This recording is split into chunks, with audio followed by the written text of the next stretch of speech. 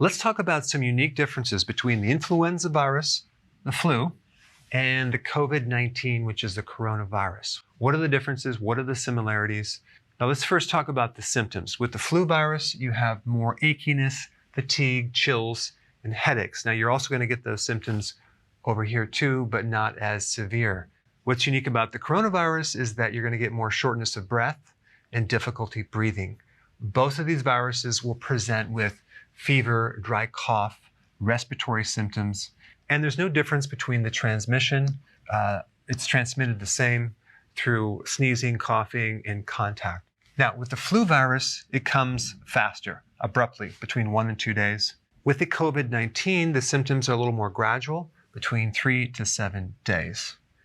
Now, the deaths from the flu usually occur, not all the time, from secondary bacterial pneumonia and heart attacks. Now, with the coronavirus, the deaths are mainly from something called ARDS, acute respiratory distress syndrome. This is a respiratory condition where the lungs fill up with fluid and it makes it almost impossible to breathe. This condition was also very common in the Spanish flu of 1918. What worsened those cases back then was the fact that they not only had ARDS, but they also took massive doses of aspirin, and they didn't know the toxicity back then, and that just made things a lot worse. Now, with the flu virus, it targets the elderly, people with a weak immune system, or someone has a chronic health problem, diabetes, obesity, heart disease, etc. It also targets children and pregnant women. Whereas in the coronavirus, the target is the elderly, 70, 80 plus years old, and people with pre-existing health problems. Believe it or not, obesity is a high risk, diabetes, high blood pressure, people with autoimmune disease, basically people with a weakened immune system, but it doesn't necessarily target children or pregnant women. Based on the CDC estimates very recently, between October 2019 through March 7th, 2020, these are the estimates. This is in the US alone. 51 million people got infected with the flu.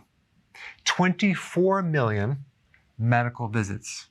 670,000 hospitalized. And 55,000 people died. Now, worldwide, the estimates were between 250,000 to 500,000 people died between this time period, which is about 5 months. Now, if we compare this data to the coronavirus data, and we're going to talk just worldwide, we had 200,000 cases. So just look at this right here. 200,000 cases to 51 million cases. And the deaths currently are 8,246. But I do want to just have you take a look, compare this number right here to 55,000. That's in the US, but the true comparison should be worldwide because we want to compare apples to apples. Between 250,000 to 500,000 people died versus a little more than 8,000. Now, I'm not trying to minimize this, and I'm not saying this is not going to grow, but I just want you to look at these numbers to compare them. There's a big, big difference.